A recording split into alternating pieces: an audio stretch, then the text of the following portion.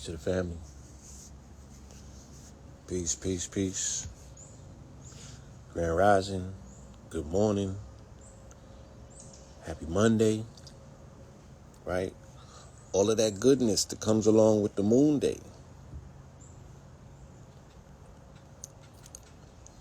Peace, peace, peace.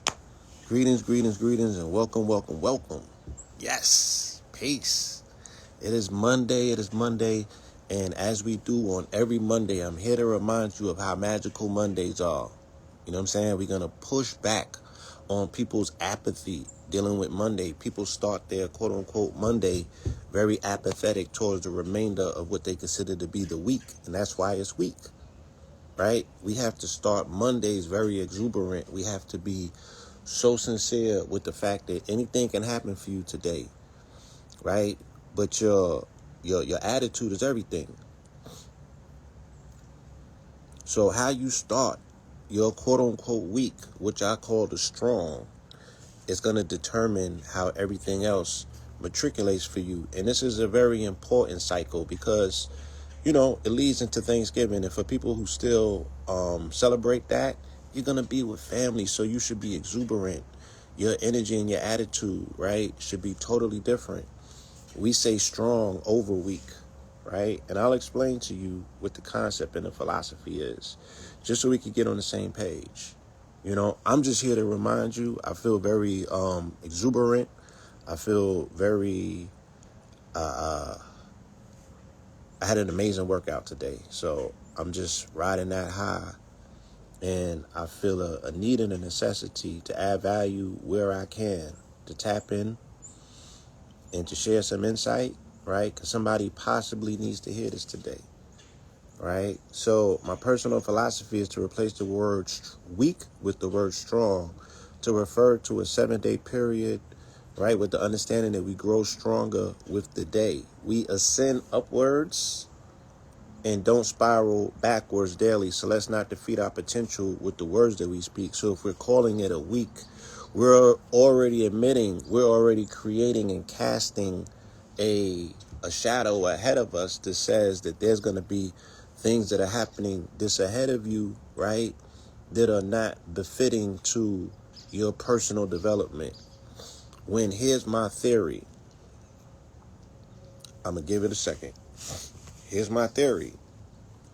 Every single day, you accumulate all the information that you had from yesterday and every other day that you existed on this planet, right?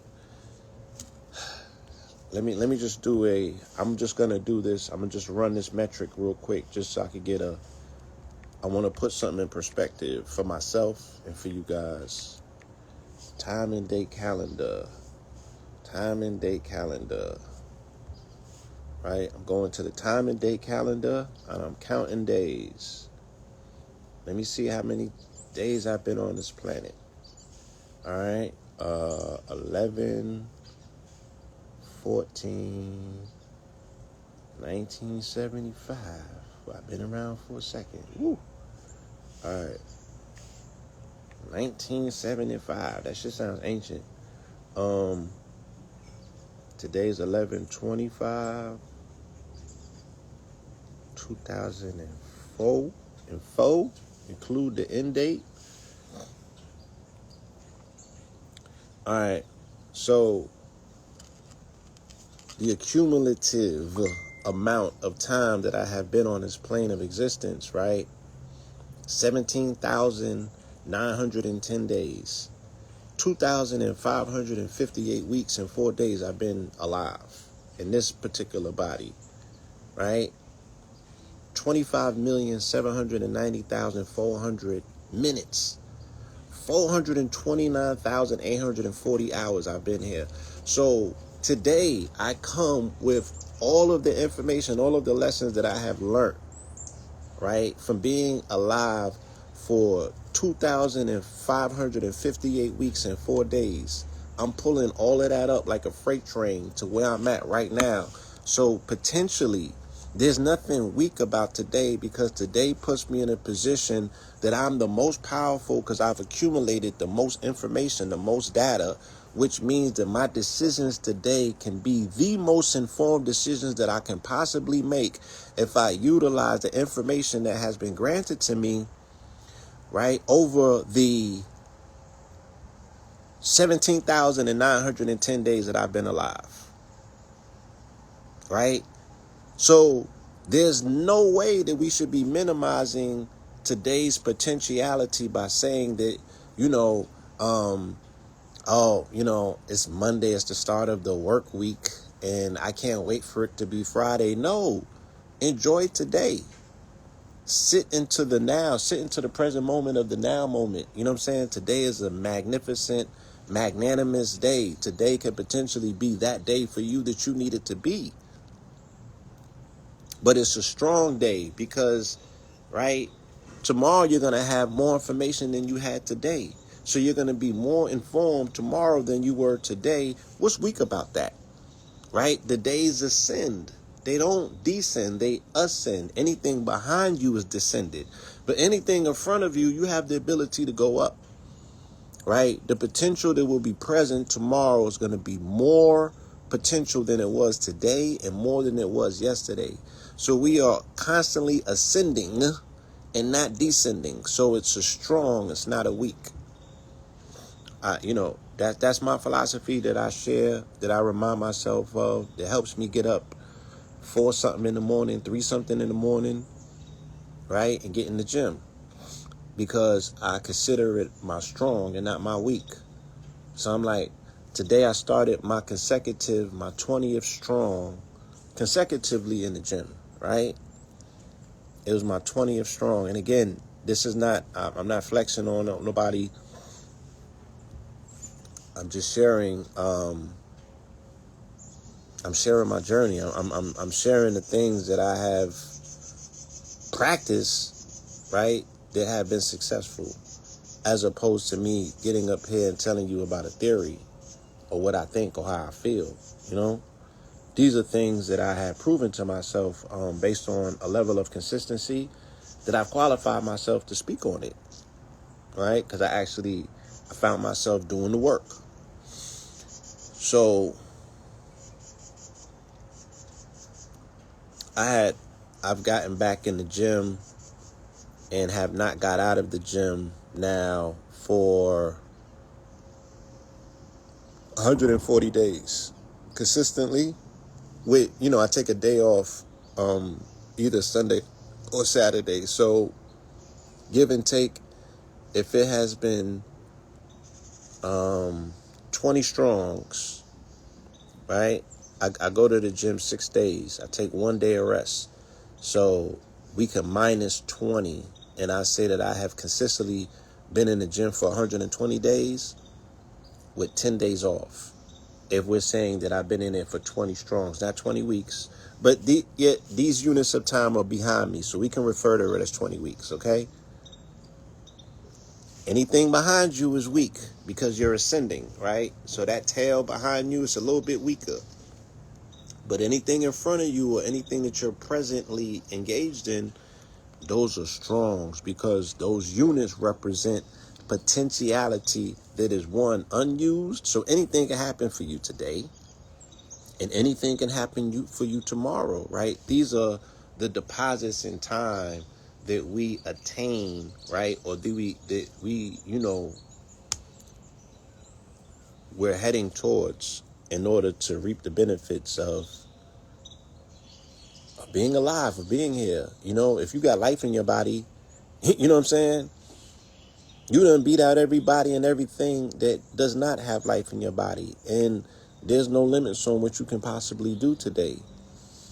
If you got up today, if you're on this live, someone from somewhere did the heaviest lifting possible for you today, right? There's no lifting that you can get in the gym and you can outdo or outpace the fact that something woke you up today, because you was not responsible for that. So we all should, start our Monday, our Sunday, our Tuesday in what we call gratitude, right?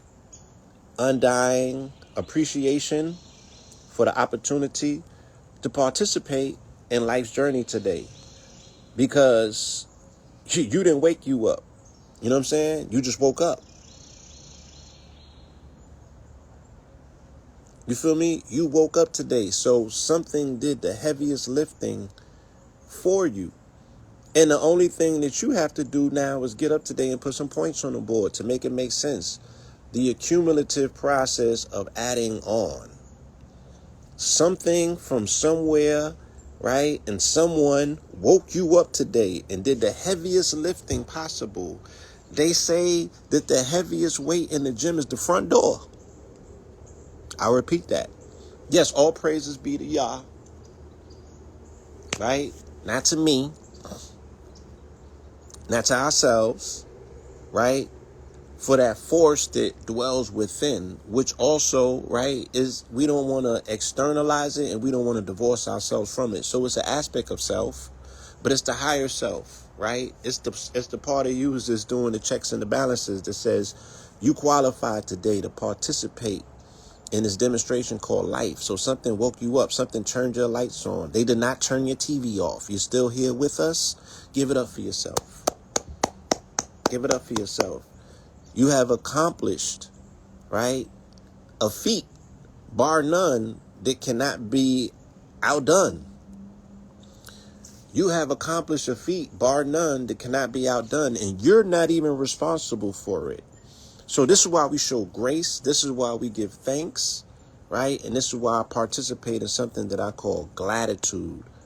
So gratitude is a step above gratitude, because people are only grateful for the things that are benefiting for them or that they feel may be potentially benefiting from them. Whereas gratitude is appreciation for the good, bad, ugly, and indifferent, because you never know what the setup is. You never know what the setup is.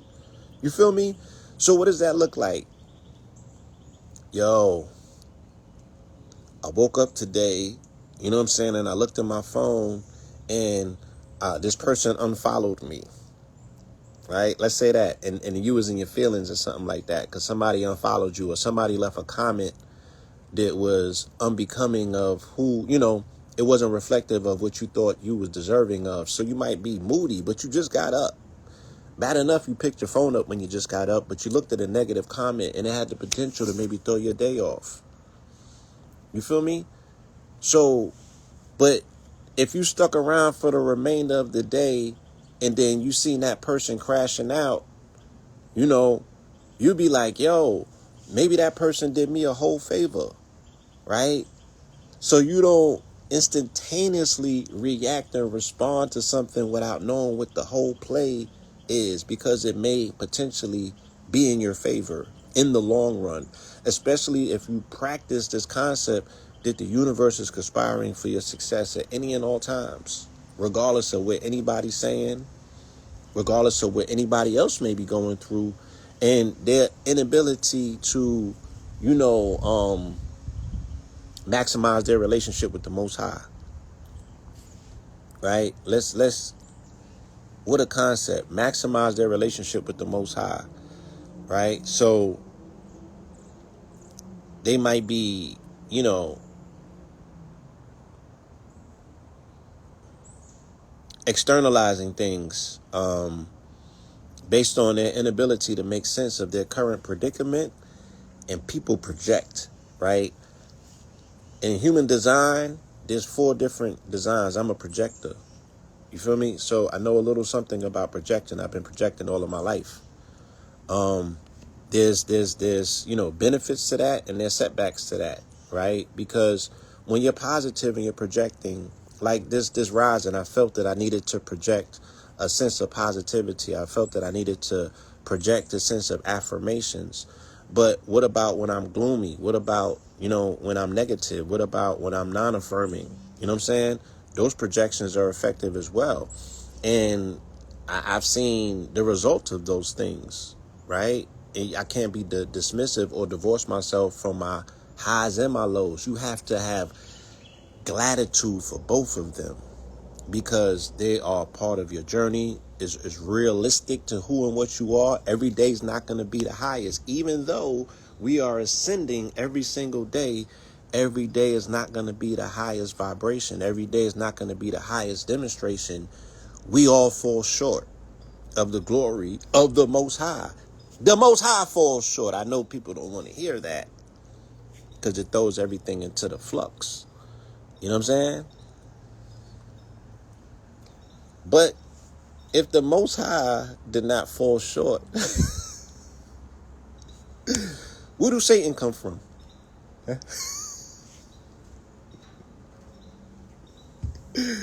Look, it's a Monday, and I don't know if I should be speaking religion on a Monday. We did this yesterday. We went over some things yesterday, and, you know, I said some things, and I'll stand on those things.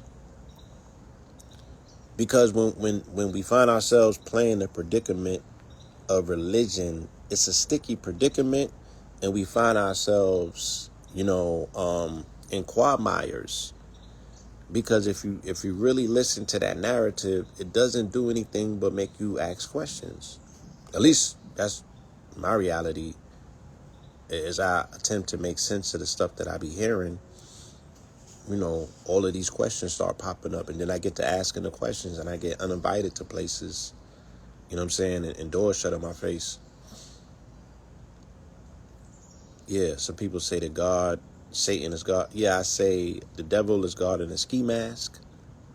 Because I be wanting to give God his props. I be wanting to go along with the narrative. And if I was not listening, if I was not assigning myself the own logic that it takes to make these stories make sense, then God is a victim. Then God is a lesser than. Then God cannot be omnipresent and omnipotent if he cannot. What, you can't locate the devil? You don't know where he's at? You said that he's in hell. Nigga, it can't be that big. Why you don't send a bunker blaster down there like the IDF did over there, right? Why you don't be sending bunker blasts down to hell and you know, get rid of this thorn in your side? Okay, go deep on the devil is God with a ski mask. Again, if God is omnipresent and omnipotent and omnipotent, right? Where does the devil derive his powers from? Because in order for the devil to run a play, in order for the contract was this, right? The devil was at the gate, and he wouldn't prostrate and bow down to man, which he said that was God's lesser creation, because he said them niggas is disloyal, right? They're not your greatest creation. I know more than them, right? So his value proposition was saying, I have more wisdom than them. Now, if intelligence, as we can see, is the barometer, then he's like, shit, if I'm more intelligent than them, why am I going to prostrate to them?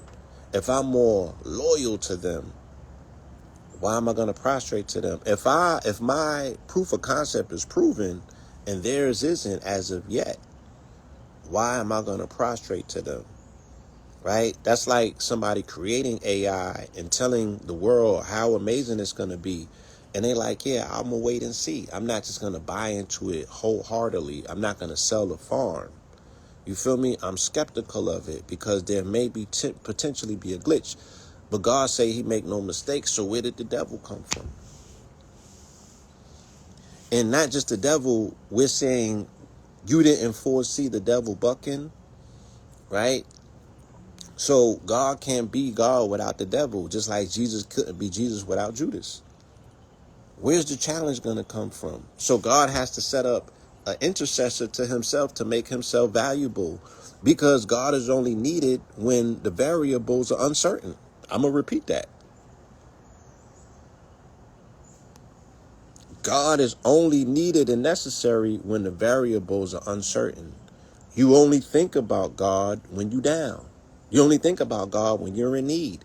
You only think about God, you know what I'm saying, when there's a level of uncertainty. But when the sun is out and everything is vainglorious, right? We don't give praises to the Creator. Not like that. We don't operate in gratitude. We be about our business.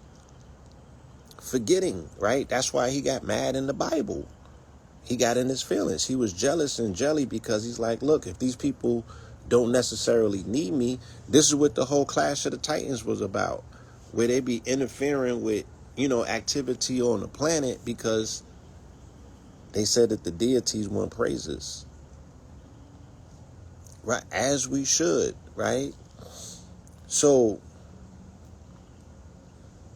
yeah, there has to be a level of an intercessor set up for you guys to feel the pressure and for you to call on an intercessor, somebody to intercede on your behalf. Because once again, when it gets a little bit hot down here, then we automatically feel like we're the victim. And we start talking about the devil, right? As if the devil has power. Where does the devil get power from? Because somebody has to sign off on it. It has to go through the motherboard. And how does he even generate a thought? How does he even generate a thought? If that thought is deceitful, does God not know it first? If God is omnipresent, omnipotent, and omnipotent? So what was it? They set up a contract and the devil said, look, them your hoes on the track, I bet you I can knock every one of them hoes and you're going to have an empty stable by the time I finish with you because these hoes ain't loyal. That's what he told them. He said, not my hoes. He said, my hoes is tried, tested, you feel me? And they about that life.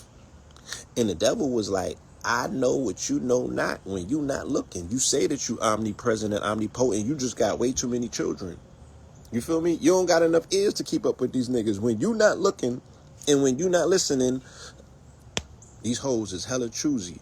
So he was like, game on. And then they set up a whole DraftKings betting. They doing side bets on the sides of shit. People taking, all sort of side bets, weighing in. Nah, son, you're going to fall prey to this temptation. I don't see you surviving. And then it's been game on ever since. And they've been running these games. So it's like, why God just don't stop the devil from running amok? He sent him here. He don't know where he's at. Right? He sent his whole son here and his son got washed up. They sent his son back in a body bag, body tagged. It's like, when are you going to get your payback? You're going to spend a block on the ops. He set a date in the future. We ain't even get there yet. Right? It's called rapture in the book and shit like that. It's like, come on. It don't make sense. Right? Because it minimizes the veracity and the power of what God said he has. If you are looking and listening to the narrative, you know what I'm saying? It kind of cancels itself out. So the only reasonable assessment of it is that the devil is God in a ski mask, because the God wouldn't have a job if it wasn't for the devil. Because God cannot be omnipotent and omnipresent if there's a devil that exists somewhere. Like, so omnipotent and omnipresent, omnipotent means that there's a circle and God encompasses that entire circle. So in that white circle, there's a little black dot that exists somewhere. And that black dot, you telling me, is the devil. But God and his omnipresent self don't know where the devil is operating from at any given time. Right? And he's not signing off on all of these requests. Where the devil is like, I got temptation over here. This nigga's biting at the bait. God got to be like, go get him. Right? Or we want to kill these people. And I'm not laughing because it's funny. I'm just saying, like, and I've asked this question many a times, when the Shiites fight the Sunnis, how does Allah decide which one is going to get blown to smithereens? Right? Who has the better armaments? Who can afford better ballistics? So what is it really about?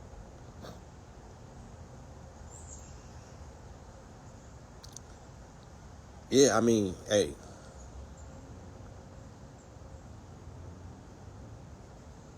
Yeah, and this is...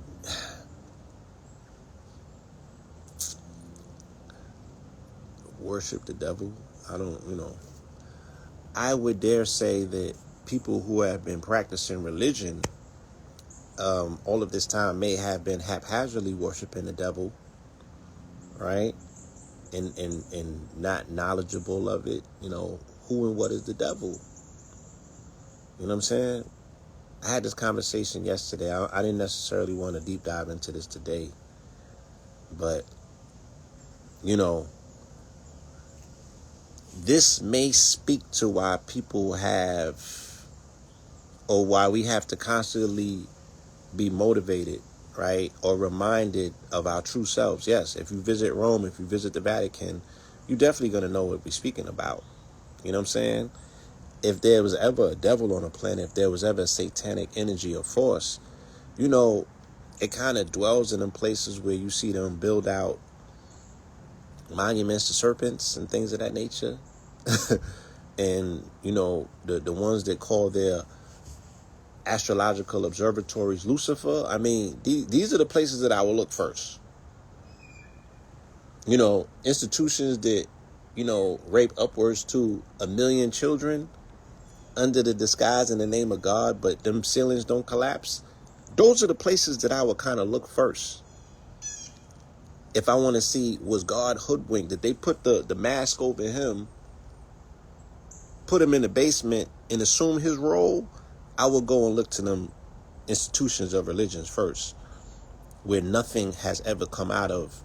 But your confinement, do you know the reason that, because they talk about reparations, and it's like, do you know the reason that you're over here in captivity is because of a papal bull, which is an edict that came from the Pope of Rome, Alexander VI, that they released on May 4th, 1493, called the Inter Caetera, or the Doctrine of Discovery, where the Pope gave Spain access to one half of the planet that they just discovered.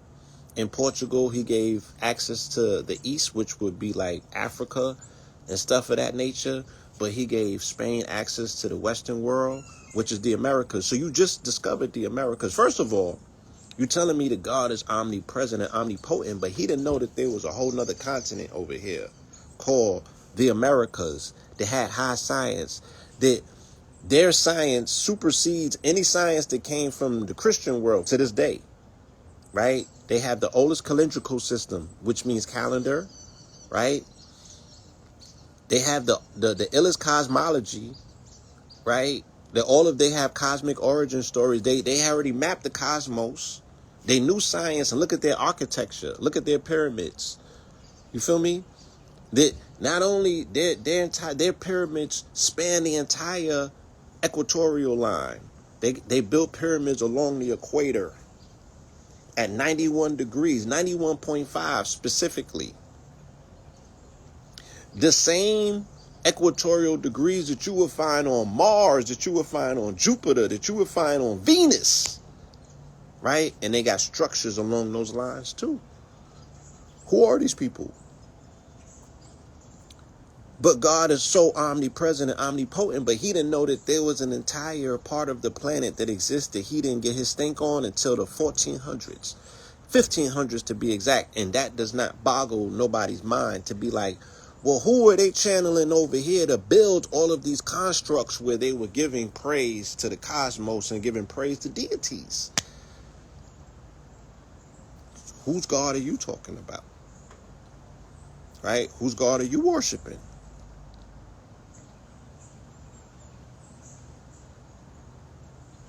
That's another story, and I just wanted to stay positive today because it's Monday, it's Moon Day, and I wanted to speak about this concept here, the internal locus of control, right? The internal locus of control versus the external locus of control, right? Right. So we can speak about that inner God, that inner self, right? That entity, that being that you don't have to look outside yourself for, that self-affirming presence.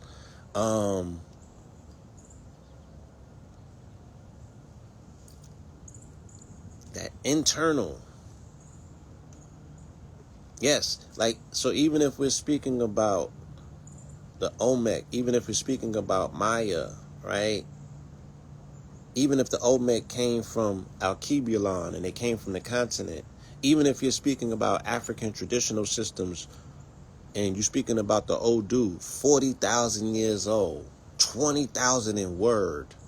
That's way before Christianity. That's way before Christ. That's way before Judaism.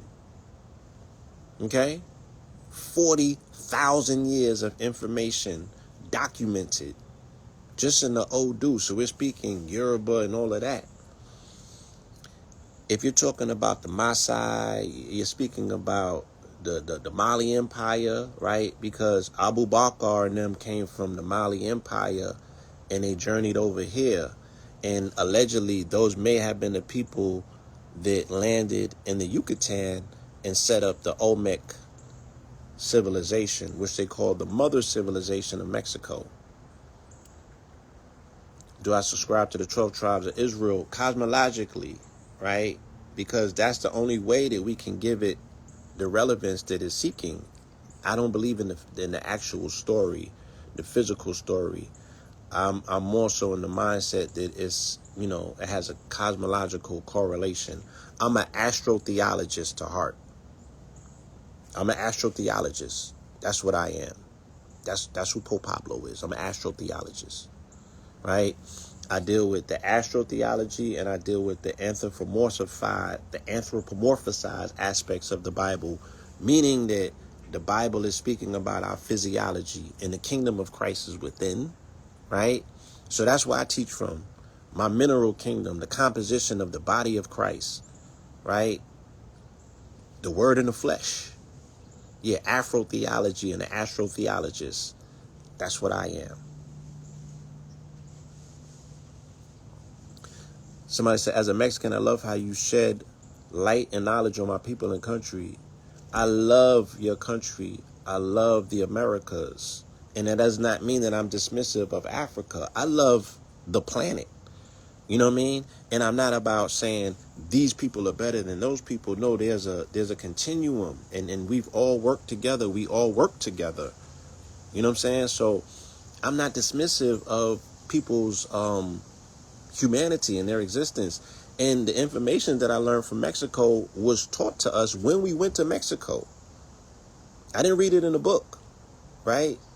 We went to Cozumel in 2012, and our tour guide, a brother named Carlos, he threw the script away and he taught our entire bus the story of the Olmecs. And again, I already came with it. I had already had a preconceived notion of what it was all about. I had already done my studies, but to listen to someone who was of Mayan descent tell us the story, 53 different ethnic groups in Mexico comprised of the country of Mexico. You know what I mean? But the mother civilization, the mother tongue of the Olmec. And he said that we are related because of that. Right? That he knows who we are and we should know who they are. Right? And we could get so much further if we saw commonality in one another and we were able to piece our story, our fractured story together and put the colonizer in the place that he belongs in. He cannot be at the center of our narrative. The only way that he exists there is as a disruptor, right? Of a continuity of history that should have never been disrupted. So now we're forced to put these pieces together and we're forced to come on here and speak to one another in ways that are affirmative because we're dealing with what? Self-identity issues.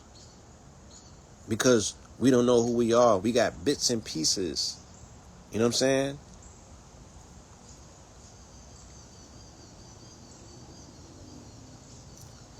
My thing about the astrotheology explanation is it does not explain the real tribes like the Eus who practice the law of Moses by custom, culture, and tradition. The people of God exist.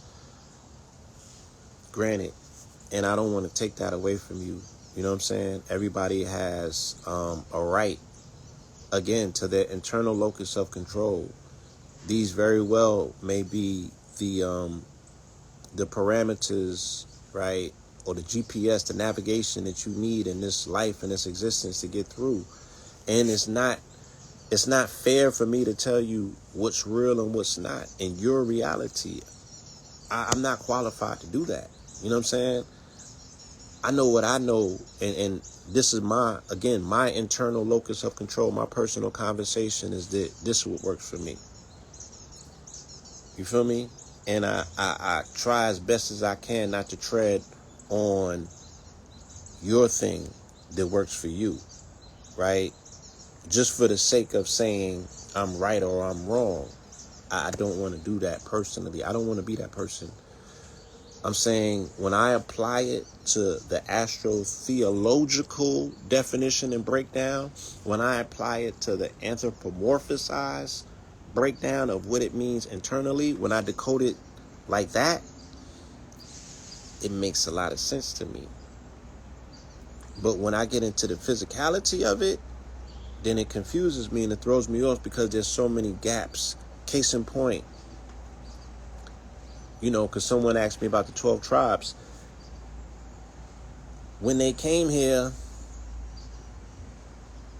let's take William Penn and them, right? When they came to Pennsylvania, and the reason that they found Philadelphia, and the reason that Philadelphia was initially the capital of this country, is because the ones that initially came over here, they said that they had discovered Providence because they said, according to 25 different criteria, the indigenous tribes that they encountered over here, they identified them as the lost tribes. They found 25 different criteria to qualify the fact that they were amongst the Algonquin, and they said that they had arrived in Providence because they said that they were going to share in the blessings of what the Algonquin represented, right? How can you explain that? Right? There is Proto-Hebraic found over here in carved in monuments that cannot be explained. That they have found in the Ohio Valley, right? That they have found all in Montana, right? And then when you go and look at, and then I read a book by Horace Butler called When Rocks Cry Out, and that destroys everybody's narrative because it's specific to every story in the Bible. He can prove that it took place over here in the Americas. And then he takes it back to the Mayans, and he speaks about these being the great black civilizations that have been whitewashed, right, by way of the church when they got that, the power of the pen, and they started writing us out of history. Yeah, Jerusalem and all of that. And yeah, we're so far from the truth. In my estimation, in my calculation. That's why I want to focus on the internal locus of control, right? The things that you can prove to yourself about yourself that cannot be disputed, right? It got to be in you, not on you. So when you take that cloth off, like Shine, my nigga, when you take the curly locks out and you just go back to being that nigga, right? Who are you for real? Right? When you take the Shylocks off, right? When my nigga Shine,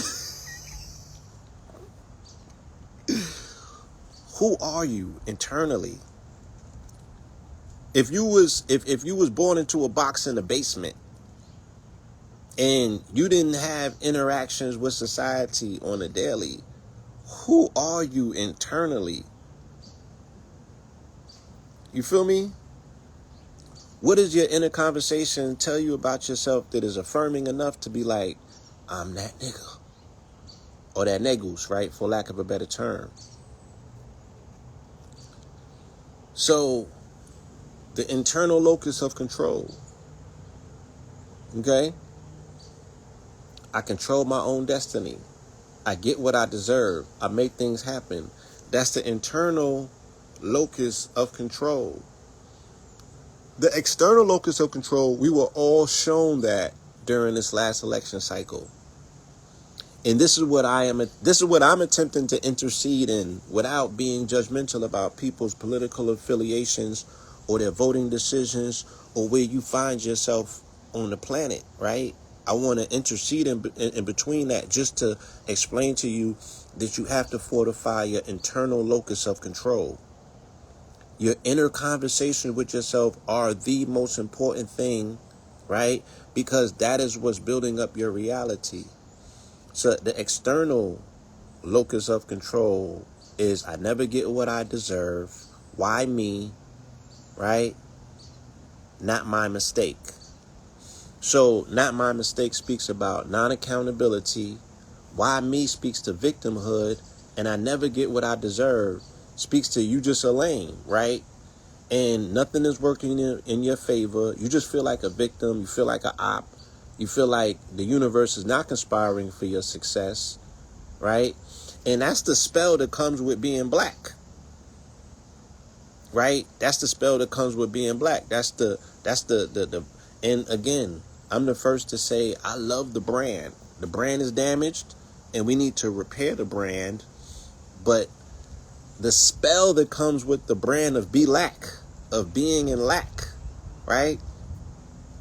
It expresses itself like that. An external locus of control. There's something external to you that has control over you. And you feel that if a candidate gets in, then your life is going to be better. Or if a candidate gets in, then your life is no longer going to be better. Right? And you have to change all of these things. You are responding and reacting to all of the external factors that are signaling to you that you may be even more of a victim.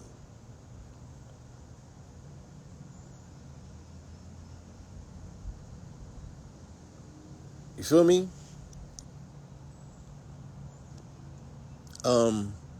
Yadunaya, again, yeah, I did not start this live today to take away anybody's. Yes, I did. I did want to take away external crutches, because I want us to be so sincere about our internal power, our internal responsibility, the responsibilities that we have to ourselves, right? And within self, God dwells within. So the responsibility that you have to yourself is the responsibility that you have to Creator, right? And dwelling in His vessel, why should you be in fear, right? If you got God within. Why should you be in fear if you know the victory is certain? Then you are doing something that's diminishing to the powers of creation, right? To the Creator, which is a magnanimous reality, right? So it's that internal conversation. It's that thing, like my alarm went off this morning and I had a new split in the gym, right? I had a new split in the gym, so I had to retrieve everything that was within me to get up this rising and go and do this workout, right? And that spoke to my inner fortitude. My internal locus of control is the only thing that was able to get me up. I had to have an affirmative inner self-conversation about the pain that I was about to go and endure, and I had to get up and go do it gleefully, right? There's nothing external to myself that's going to help. The alarm clock did not get me up.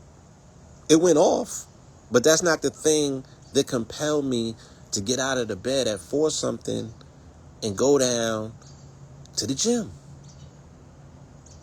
right? That was my internal locus of control that volunteered myself for brutal pain, right? Let's just look at this workout, how it started out today, right? This was chest, shoulders, and triceps. Flat bench press starting off 5 sets of 15 with 90 to 120 second rest in between, right? And then you max it out after that 5 and you do as many quality reps as possible, which means you max out on the last rep 6. You get on the bench, you load up, and you go till you can't go no more. Then seated behind neck press, 3 of those, 3 sets for 25 reps, 60 second rest in between, right? Weighted tricep dips, 3 sets of that for 30 with 60 second rests between. Standing barbell crossovers, 5 sets of that with 50 reps. or should I say 5 reps with 50 sets. My bad. 5 sets with 50 reps. I get confused. Seated tricep extensions, 550. Same. Seated dumbbell lateral raises, 550 of those. And we closed out with the ab rolls, 15 of those. So it took internal fortitude. It took an internal locus, right? This was not external.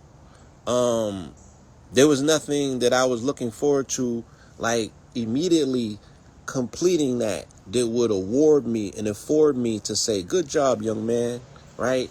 Here goes this. No, I'm doing this once again for a time in the future. 2 weeks from now, for my gains to hit. I mean, my gains hit a little quicker than that these days.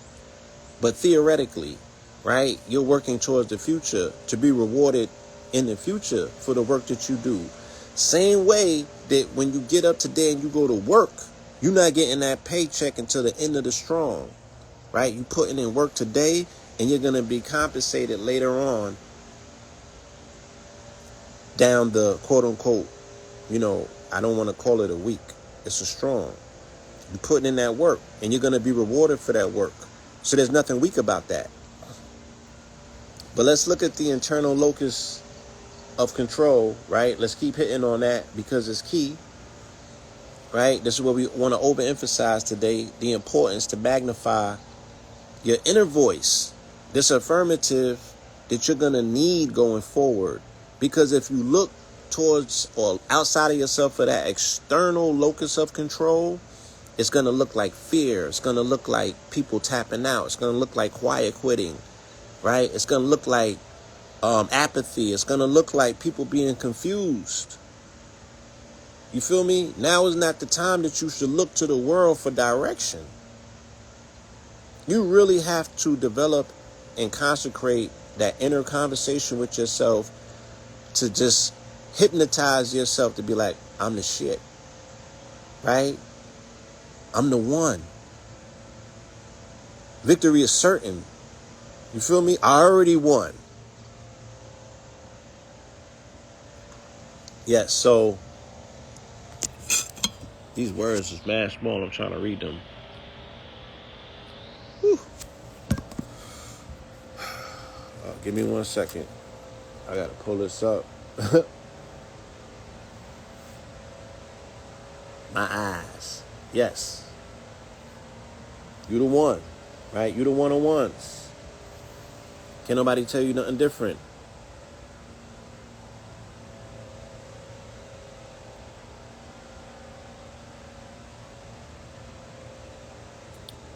So let's run through this internal locus of control versus the external locus of control.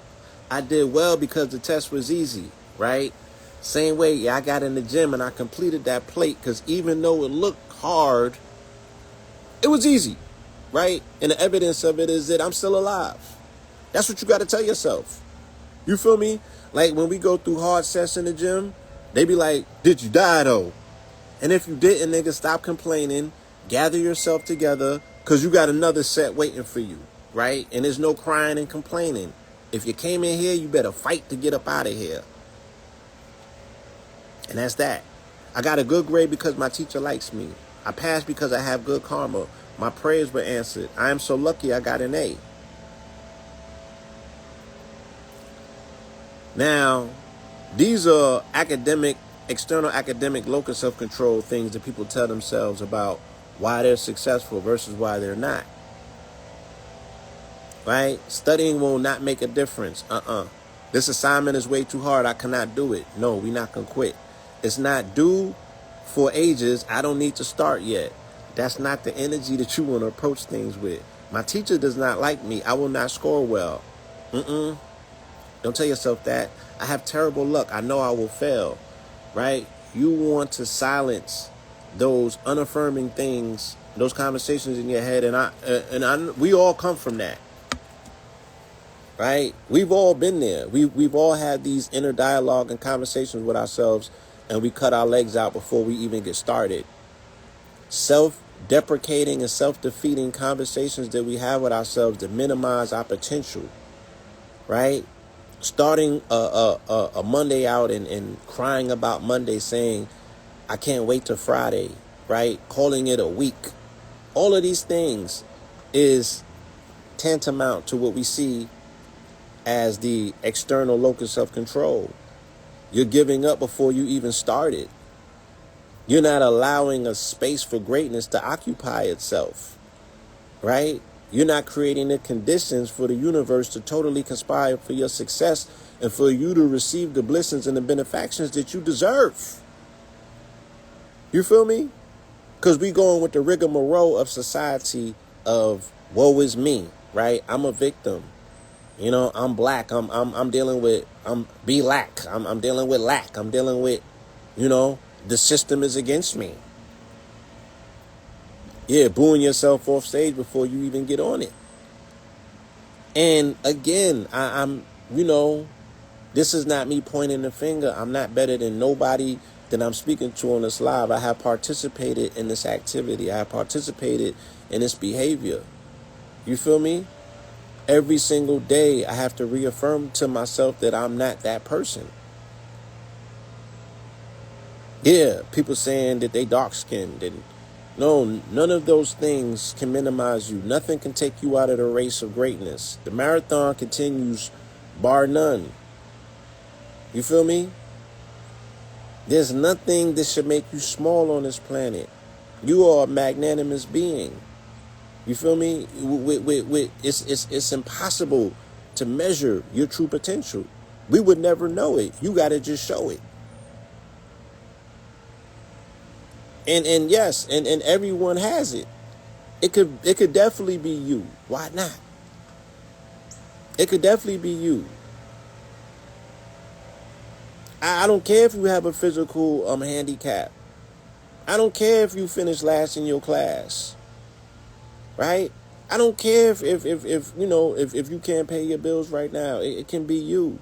There's nothing that says that it can't. You feel me? You got to go harder than believe this, though. You got to know it. Right? You got to know it. Yes, your magnetic frequency has to be all the way up that you attract this to yourself, because you are so self-affirming that you are reminding yourself every single minute, why not? Why not me? It could very well be me, right? It could very well be me. Why not? Why today can't be my day? Why? Why cannot today be your day? Today is your day. Claim it and own it. There's nothing that's keeping you from it other than yourself. We're getting in our own way. We bought into too many other people's programs of external locus of control. You feel me?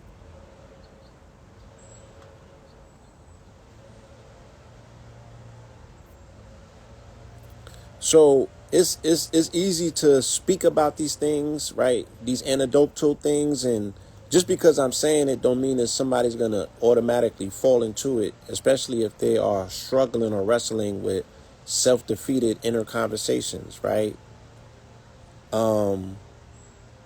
But let's look at some personality traits, right, of someone who has a positive internal locus of control.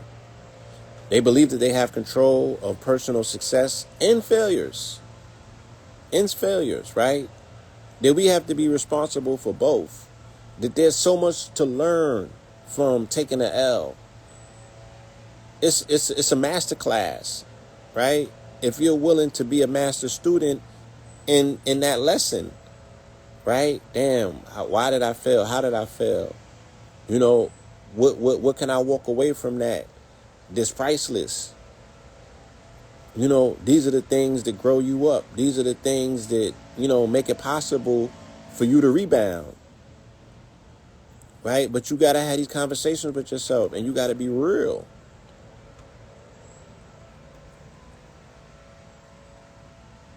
These people do better in jobs where they can set their own pace.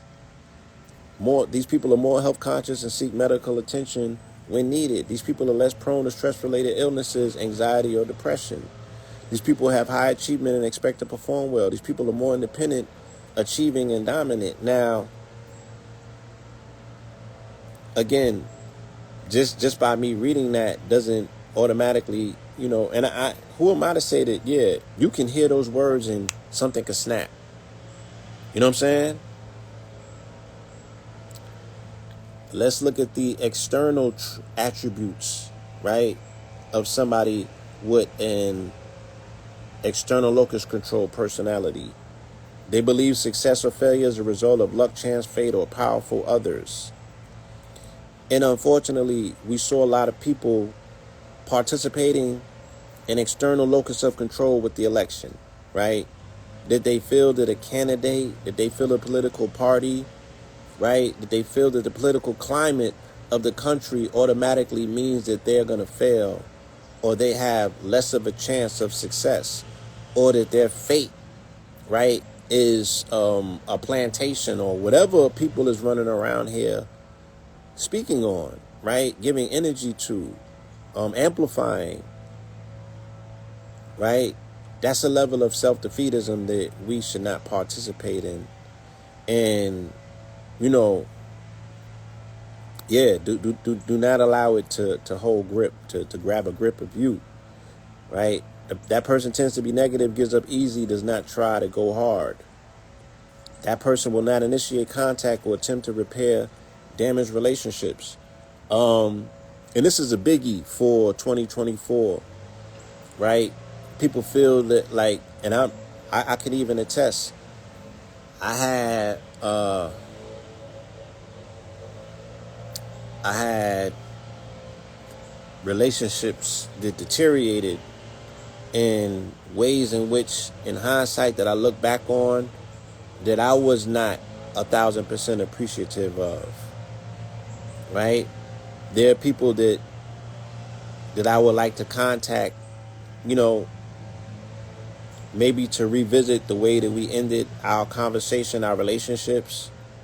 You feel me? Because again, in hindsight, when I got to look back at those things and I watched my action, I watched my activity, I watched my energy, I watched my delivery, those things was unbecoming of someone who has an internal locus of control, right? And then I was able to assess myself to say, why did I operate in that capacity? Why did I say those things? And I saw where they came from, right? And if I could acknowledge that I worked on those things, at least worked enough on them to, one, acknowledge them, two, identify them, and focus my resources where they need to be, then I think that it is best befitting, before this year is finished, that I at least circle the block and have a better conversation with these individuals, because this stuff, it weighs heavy on the heart. You know what I mean? It weighs heavy on the heart. And the heaviest weight is not the weight in the gym. The heaviest weight is the weight of, it's the weight of failure. It's if the weight of you letting yourself down. These are the things that we have to work on. So, again, y'all, I put an ebook out. I want to share that with the family. I got a link in the bio.